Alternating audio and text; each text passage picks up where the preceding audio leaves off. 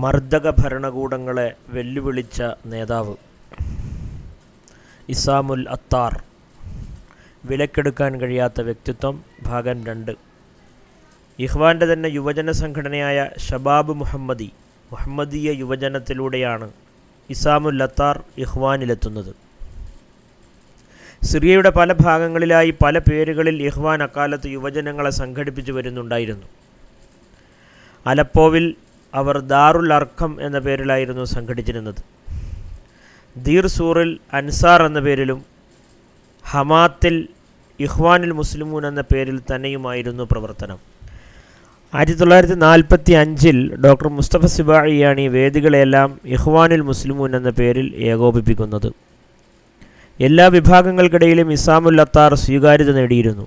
അതേസമയം ഭരണകൂടത്തെ ഒട്ടും ഭയപ്പെട്ടിരുന്നുമില്ല. 1951 അദീബ് ശീഷ്കലിയുടെ ഭരണകൂടത്തെ നിശ്ചിതമായി അദ്ദേഹം വിമർശിച്ചു. അറസ്റ്റ് വാറണ്ടായിരുന്നു അനന്തരഫലം. അലി തൊൻദാവിയടക്കം അടുപ്പമുള്ളവരുടെ ഉപദേശപ്രകാരം ഈജിപ്തിലേക്ക് പോകാൻ അദ്ദേഹം നിർബന്ധിതനായി. അവിടെ വെച്ച് ഹസൻ ഹുദൈബി, അബ്ദുൽ ഖാദിർ ഔദ, സയ്യിദ് ഖുത്തുബ്, ബഷീർ ഇബ്രാഹിമി, മഹ്മൂദ് ഷാക്കിർ, അബ്ദുൽ വഹാബ് അസാം എന്നിവരുമായി സമ്പർക്കം സ്ഥാപിക്കാനും ഇഖ്വാനുമായി ചേർന്ന് പ്രവർത്തന നിരതരാകാനും അവസരം ലഭിച്ചു. പിതാവിൻ്റെ രോഗവിവരം അറിഞ്ഞപ്പോൾ 1952 ഡമാസ്കസിലേക്ക് മടങ്ങാൻ നിർബന്ധിതനായി. 1954 ഇഖ്വാൻ്റെ എക്സിക്യൂട്ടീവ് സമിതിയിൽ അംഗമായി ഇസാമുൽ അത്താർ തിരഞ്ഞെടുക്കപ്പെട്ടു. ഐക്യ അറബ് റിപ്പബ്ലിക്.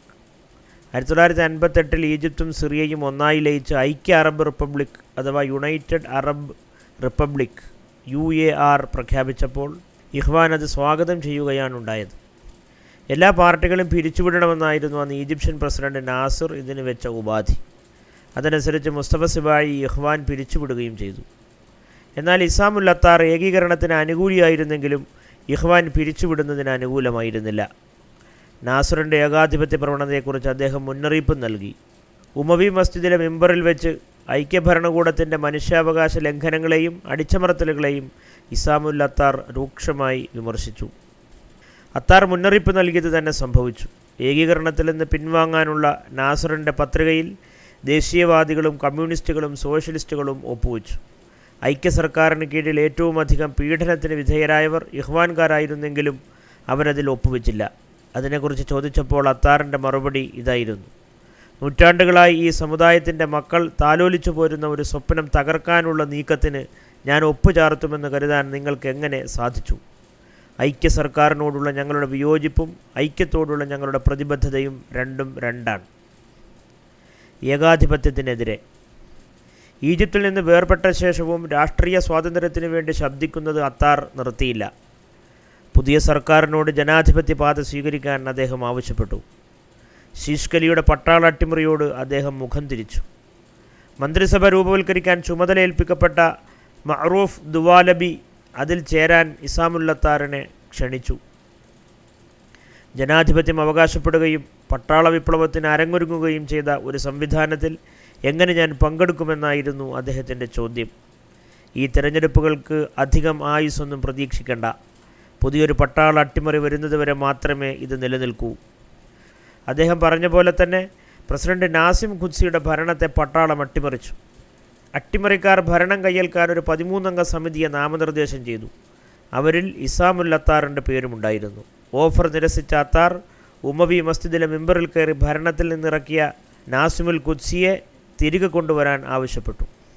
ഇല്ലെങ്കിൽ ജനകീയ പ്രക്ഷോഭത്തിന് തിരികൊളുത്തുമെന്ന് മുന്നറിയിപ്പ് നൽകി. അട്ടിമറിക്കാർ ഖുദ്സിയെ പുനഃപ്രതിഷ്ഠിക്കാൻ നിർബന്ധിതരായി. ബഷീറുൽ അലുമയെ പ്രധാനമന്ത്രിയാക്കാൻ ഖുദ്സിയിൽ അവർ സമ്മർദ്ദം ചെലുത്തി. അത്താർ വീണ്ടും മിമ്പറിൽ കയറി. കമ്മ്യൂണിസ്റ്റുകാരനായ അലുമ സിറിയയുടെ അറബ് ഇസ്ലാമിക മുഖച്ഛായ മാറ്റുമെന്ന് പറഞ്ഞുകൊണ്ട് ആ നീക്കത്തെ എതിർത്തു. പകരം എല്ലാ വിഭാഗങ്ങളും ഉൾക്കൊള്ളുന്ന ദേശീയ സർക്കാർ രൂപവൽക്കരിക്കാൻ ആവശ്യപ്പെട്ടു. അത്താർ പ്രസിഡൻഷ്യൽ കൊട്ടാരത്തിലേക്ക് ക്ഷണിക്കപ്പെട്ടു. അലുമയെ അംഗീകരിക്കാൻ പ്രസിഡന്റ് അദ്ദേഹത്തോട് ആവശ്യപ്പെട്ടു. പകരം അത്താർ നിർദ്ദേശിക്കുന്ന 4 പേരെ മന്ത്രിസഭയിൽ എടുക്കാമെന്ന ഓഫർ മുന്നിൽ വെച്ചു. ആ ഓഫറും അത്താർ തള്ളിക്കളഞ്ഞു. ബഷീറുൽ അലുമയ്ക്ക് രാജിവെച്ച് ഒഴിയുകയല്ലാതെ നിവൃത്തിയില്ല എന്ന് വന്നു. ബഅസ് അട്ടിമറി.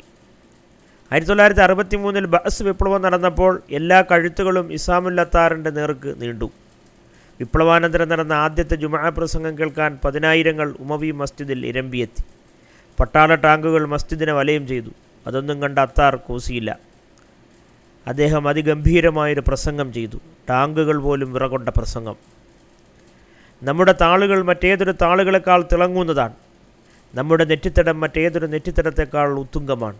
ഞാൻ വെല്ലുവിളിക്കുന്നു, ആരായാലും ഞാൻ വെല്ലുവിളിക്കുന്നു, നമ്മുടെ നെറ്റിത്തടത്തിൽ പോയിട്ട് പാദരക്ഷയുടെ മുകളിലെങ്കിലും ഒരു തരി മണ്ണ് കൊണ്ടിടാൻ ആർക്കെങ്കിലും ധൈര്യമുണ്ടോ എന്ന്.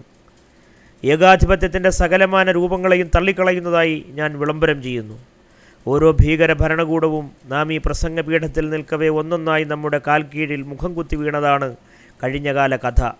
ഈ ഭീകരരും പോകും, അവരുടെ മുൻഗാമികൾ പോയ പോലെ തന്നെ. തൊട്ടുനാളുകളിൽ തന്നെ പട്ടാളം അദ്ദേഹത്തെ വീട്ടുതടങ്കലിലാക്കി. 1964 ഹജ്ജിന് പോകുന്നതുവരെ വീട്ടുതടങ്കലിലായിരുന്നു അദ്ദേഹം. ഹജ്ജിന് ശേഷം ബഅസ് ഭരണകൂടം നാട്ടിലേക്ക് തിരിച്ചു വരാൻ അദ്ദേഹത്തെ അനുവദിച്ചില്ല. അങ്ങനെ ആദ്യം ലബനാനിലേക്കും പിന്നീട് ബ്രസൽസിലേക്കും പോയി അദ്ദേഹം.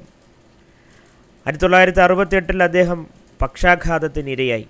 പിന്നീട് ജർമ്മനിയിൽ രാഷ്ട്രീയ അഭയം തേടി. 1964 മുസ്തഫ സിബാഴി നിര്യാതനായ ശേഷം 1973 വരെ സിറിയൻ ഇഖ്വാൻ്റെ തലവൻ അദ്ദേഹമായിരുന്നു. 1957 ഇഖ്വാൻ പാർലമെൻറ്റ് തെരഞ്ഞെടുപ്പിൽ പങ്കെടുക്കുന്നതിന് അദ്ദേഹം അനുകൂലമായിരുന്നില്ല. ഇടതുപക്ഷം വ്യാപകമായ കൃത്രിമം കാണിക്കുമെന്നതിനാൽ ഇഖ്വാന് വിജയസാധ്യത കുറയുമെന്ന് അദ്ദേഹം ആശങ്കിച്ചു.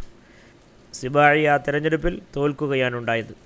1961 പാർലമെൻറ്റിലേക്ക് ഇഖ്വാൻ അത്താറിനെ സ്ഥാനാർത്ഥിയാക്കി നിർത്തിയിരുന്നു.